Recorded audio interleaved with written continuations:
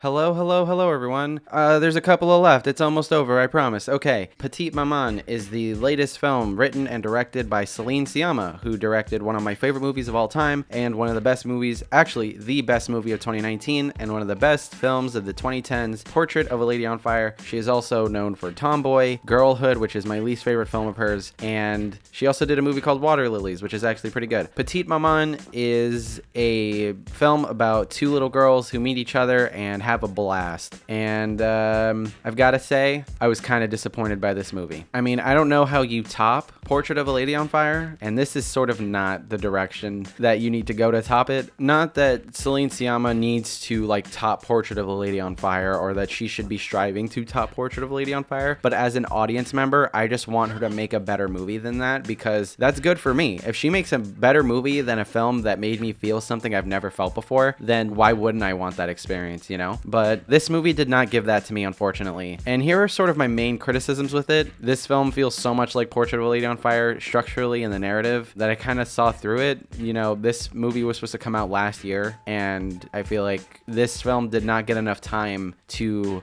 be digested by Celine Sciamma and like fleshed out enough, because this film is like an hour and 10 minutes long, I think, or 20 minutes long. Like, it's so short and there's barely anything in it. And that sort of ripples throughout the rest of the movie, because this film has an extremely slow start, and I wish that it got to the fun parts faster, because there is a part in this movie that I really enjoyed where the two girls are like having a sleepover and they're making stuff and they're playing games, and I'm like, okay, I wish this was just sooner in the plot so we can get, you know, more in depth on other things instead of this being the payoff, because I really love that part. And if the whole movie was just parts like that, I think I would be singing a different tune here. And I think the length and the lack of anything in this movie sort of affects the child performances, because when they're having fun, their eyes light up, but with like the more serious scenes and where they're quiet, I feel like the light in their eyes is gone and they're not interesting to watch at all. And I don't think they give really great performances. I don't know. I felt like they weren't giving me anything, unlike Woody Norman in Come On, Come On. One of the things about the film that I will say that I really enjoyed was the score. It felt very exciting and fun, and we haven't had a score in a Celine Sciamma film in a couple of movies, so actually having one was kind of nice, and I really enjoyed it. But one thing I do want to say is that I did have a terrible audience for this film. There was someone who was yelling about